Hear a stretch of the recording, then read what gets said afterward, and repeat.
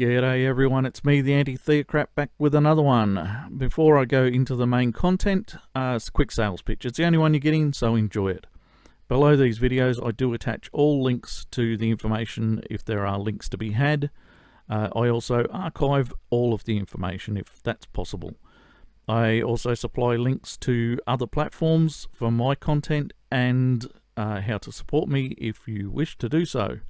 That'd be nice, but no requirement.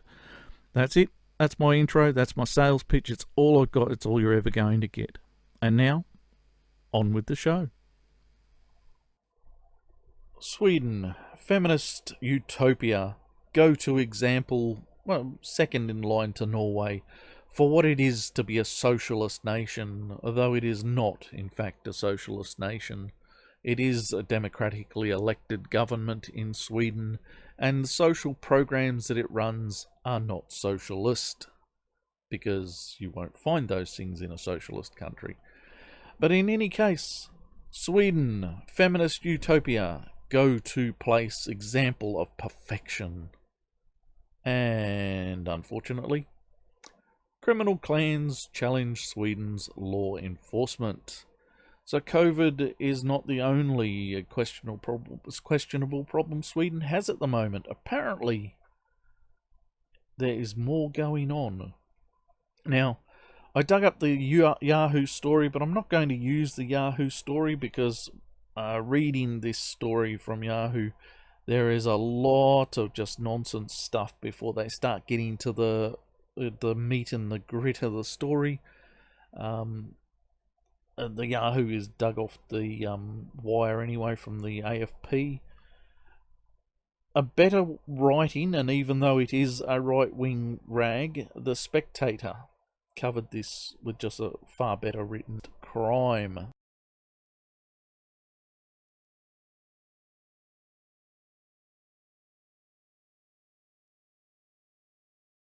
Yes, Feminist Utopia. God, bloody screen's frozen up now. And when I'm reading it's going, right, we have an obvious problem, admitted Swedish Prime Minister Stefan Löfven recently. He was referring not to the COVID pandemic, but to a summer of crime that has left even jaded Swedes reeling in disbelief. There are regular bombings, hand grenade attacks, and shootings. Young men are killing each other at a horrific rate, 10 times that of Germany. The feeling is growing that the government has completely lost control. Yet while Löfven, and I'm not going to apologise for names because I'm going to get them wrong, and regardless how I get them wrong, someone's going to complain maybe, I don't know, no one watches my fucking videos, has finally acknowledged the existence of the problem. He still seems in denial about its true nature. And this is exactly right. And this point is made in the Yahoo article eventually. And by the way, if you search for this using the name of Mats Löfven, who is the police deputy national police chief who came out with information, you will find this widely covered. This is, again, just the best written article. And it does throw these things up front, whereas the Yahoo article that I had up earlier puts them to the back.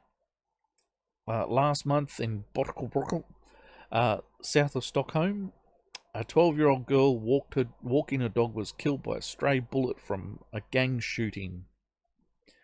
And in a TV interview, her friends explained that shootings are simply part of daily life in their neighbourhood. One child said that she hears gunfire from her bedroom window almost every night, and this is perhaps the most shocking for older Swedes. How resigned the children in these areas are, how much they've grown used to the violence, because it didn't used to exist like this. But again, I'm going to come to the fact that all of this information is in other articles, but it is hidden further into the articles. And as we know, people only read headlines these days, which is why people like me have to make videos, because nobody actually goes for the depth. Even researching to find which articles may have put the information together better, it takes time that people just don't put in. It's too much for. It's all too much for Matz, the Deputy National Police Chief, who earlier this month decided to speak plainly about the nature of the criminals he and his colleagues are fighting. There are at least 40 family-based criminal networks or clans in Sweden, he confirmed. Immigrants who came to this country solely for the purpose of organising and systemising crime. Now, I don't know if that's the sole purpose for their going, but they certainly brought those things from their homelands with them, because that was what was going in their homelands. You look at the places these people are coming from, and gang wars and so forth are extremely common, and they brought it with them. Whether it was the intent or not, they did. And every country that they've landed in, the reason earlier on there was a someone comparing to Germany is because Germany has the same problems. The UK has its rape gangs. These are just things they brought with them. And because we're not allowed to say, hey, you come from wherever, your skin color is whatever your culture is whatever the dominant factor about these people is, we're not allowed to say it anymore, or we're called racists and sexists and Nazis and xenophobes, and, well, fuck you. I'll wear all of your fucking insults to say that these people are Africans, largely. I did note in the Yahoo that they also said the Baltic nation, people from the Baltic region.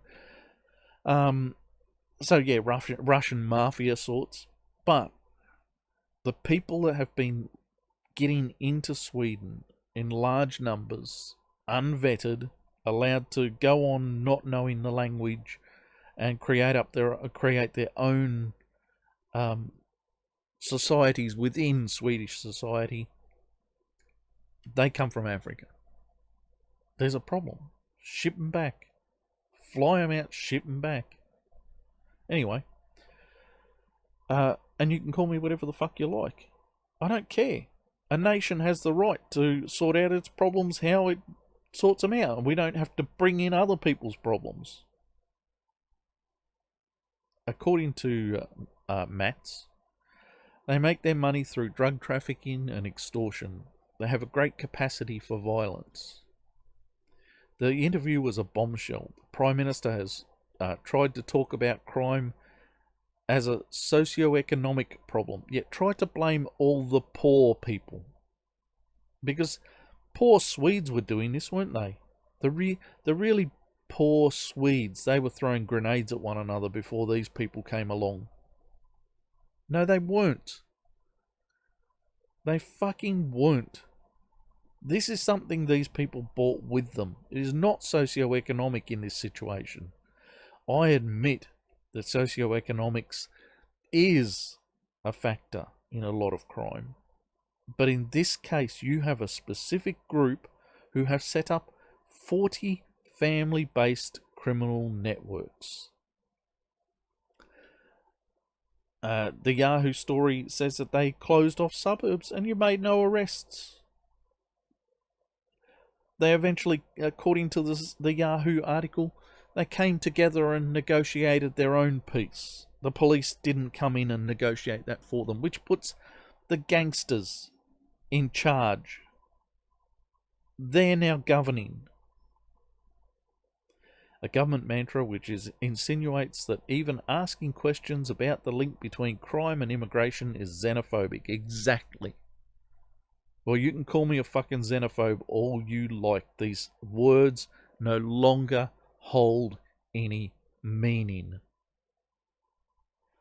But the issue, of course, is not skin colour. No, it is not skin colour. That would be like me saying that my Chinese wife is Vietnamese or Taiwanese or from Laos, because she's not. Just because she's Asian and these people all look Asian does not make them all the same. So no, it's not skin colour. And you don't get to make it about skin colour. This is a cultural thing. This is a thing that comes with a location. So you could say it was Nigerian maybe. But you can't say it's because they're black. Because there are black people who are not Nigerian. So no, it's not about skin colour.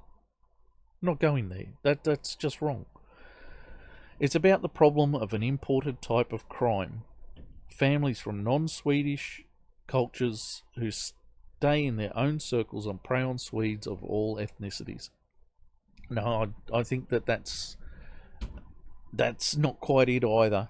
It is an imported culture. It is an imported, and not necessarily a national culture, but a culture of existing within the nations that they come from. So where they come from, they've had to escape gang violence and thuggery and what have you. And they've brought that with them because it's the culture they come from. It's not the national culture, but it is their local culture. It is the culture they lived with on the streets, and they brought that with them. And yes, they do prey on Swedes of all ethnicities because everyone is nobody matters when you're like this. Nobody else matters. These are people who have set up parallel systems of government that challenge the Swedish state. Something that politicians cannot bring themselves to acknowledge. God, I wish people in this house could close doors. Conflicts between rival criminals last month escalated to a point where gangs took an unparalleled move to establish their dominance. Masked and armed men set up roadblocks. This is the stuff I was talking about. This is what the Yahoo puts up top. And it doesn't make it... they don't actually say that the people were masked and armed in the Yahoo. They totally brush over that. And control cars entering certain neighbourhoods in Gothenburg. Streets were deserted as gangs ordered residents to stay inside. The headmaster of a local school put it bluntly, checkpoints controlled by criminal militia are something I saw in Afghanistan. I never thought it would become a reality in Sweden. Exactly. These people, possibly from Afghanistan, bought the things that they did in Afghanistan with them. Meanwhile, home visits from doctors have been suspended in the area for safety reasons. Whose safety? Obviously the doctor, but what about the people who may need the home visits from the doctor? Are they safer because you're letting the gangs roam the streets and run them? And staff from care services for the elderly and disability are being escorted on their rounds by security guards. Well, that's fucking lovely, isn't it? The government's solution to problems like these has long been to deny that they are there. Yes, it has, because it's a feminist utopia, and there is nothing wrong with the feminist utopia. They are proving that women can run a country. Ay, ay, ay. When people... I'm not saying women can't, by the way, but there has been an intense focus on this being a feminist country. And this is what you get. This in Germany under Merkel. Women running countries. And I'm not saying there aren't countries with men running them that are shit. France is shit. But France has been social justice for too fucking long anyway. When people began to talk about those things, the UK's fucking rape gangs. When did the UK get so fucking PC policing that it allowed rape gangs to go on unchecked and then released rapists back into the society because they couldn't send them back where they came from because it was too dangerous there? Fuck it. Those people should be shot. Send them somewhere they can get shot. Fucking hell. Oh no, it's not safe to send... It wasn't fucking safe to have them amongst English girls. When people began to talk about no-go zones a few years ago, the phrase caused so much anxiety in official circles that the crime spots were dubbed go-go zones. Yeah. Don't touch me there. This is my no-go zone. Fucking hell. In a PR initiative, for years, the government position, as well as the narrative reiterated by large parts of the media, has been that the notion of rising crime is some kind of fake news. Yes, this has been the rhetoric. Yes, because, it's a communist utopia. It's a feminist utopia. So, if you're reporting bad things about it, you must be fake news. Forget the fact that it's been a couple of years now, at least, that they've been reporting of increased grenade crimes. I've never fucking laid my eyes on a hand grenade. I don't know if there's a hand grenade in existence in Australia. But Sweden has suddenly had an increase in grenade crime. People fucking throwing grenades at one another. Hey. Based on this idea, the state has set up a PR budget and so they can't police, but they can PR, and employed staff to write fact-checking posts to deny international reporting about what's going on. One of the myths busted is that shootings have increased. Yeah. Bollocks. Only weeks ago, Matt famously claimed that if there were a crime problem, it has nothing to do with immigration. And Loaf, a leader of the Swedish Centre Party, said that many of these gangs and their families have been in Sweden for decades. Yeah, right. And the families who were in Sweden for decades were very minimal, weren't they? They were 5-10 people. They didn't cause a lot of trouble because they didn't really have the numbers to do anything more.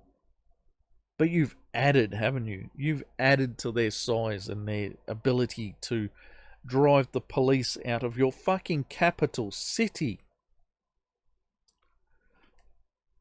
As if this would contradict the notion that immigration has failed integration as a root cause of the problem. Yes. And I don't know if this article gets there. I haven't read the rest of this article. It hasn't got long to go.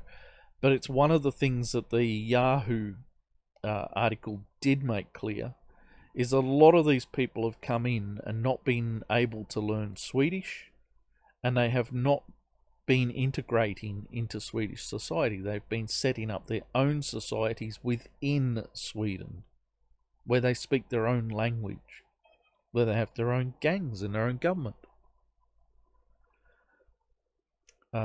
So yes. Matt even pointed to upper-class youth in the small suburb of Stockholm as an explanation for gang murders, maintaining that rich kids' consumption of recreational drugs is creating a demand that leads to shootings in poorer areas. Right. So, the rich kids using the drugs that are being made available through the gang neighborhoods, that's why the gangs are shooting one another. That's fucking sad. That is fucking sad. Oh, Loven's not Matt. Loven's the Prime Minister, isn't he? Sorry about that, Matt. Can he really think that drug abuse in a small fraction of the country's youth explains why there are 10 times more gang murders in Sweden than in neighbouring countries? But although it is willing to scapegoat affluent teenagers, yes, the teenagers who don't need to be out in the street throwing grenades at one another, they're just getting a bit of a high, they're the ones who are the problem.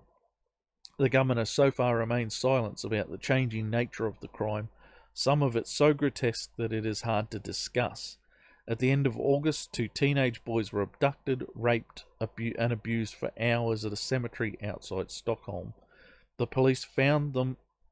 When police found them, they had been stabbed and buried alive in a pit. Somehow they survived. These deplorable acts of aggression now have a name in Sweden. So-called humiliation robberies are on the rise, and the victims are often children and young people who are not just mugged, mainly by immigrant youths, but also subjected to all kinds of horrifying, degrading treatment. Yeah, there's been reports of beheadings and all sorts of shit going on in Sweden. And this is about sending forth a message that we own you. Well, I saw a lovely video the other day, came out of Ireland, of Irish youths ganging up on a couple of dark-coloured people who were probably some sort of immigrants who'd stolen someone's phone, and they started flogging them and beating them up. And I think that's where our world is heading. The police, the governments, they no longer give a fuck. We're being left to fend for ourselves. Now, some places have it a damn sight worse than we do, and I live in outback Australia, so I don't have it at all. But I think that our governments and our policing are driving us to defend ourselves within our own nations. Especially from this sort of shit. I mean, when they start beheading your kids, when they start raping them and burying them alive in pits, you don't think, well, let's be nice to these people. Let's be sweet. Let's show them our love.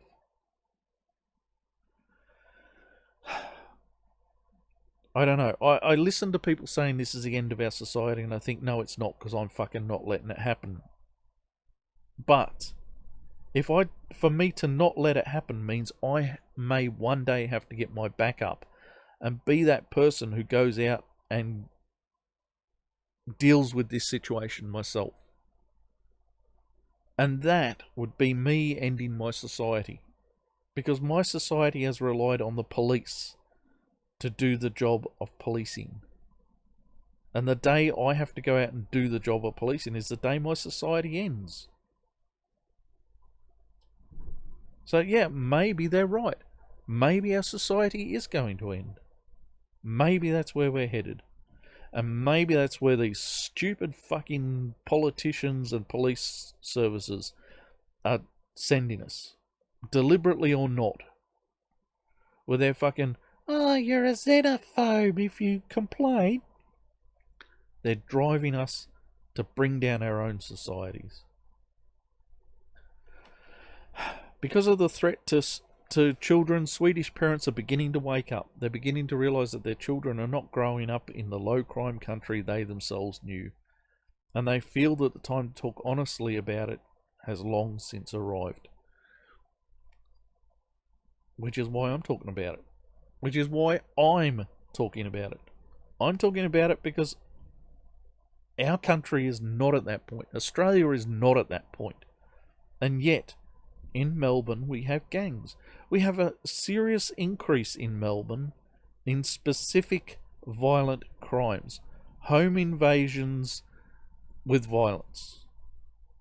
Violent home invasions has increased. Carjackings have increased in Melbourne, and they have a specific ethnic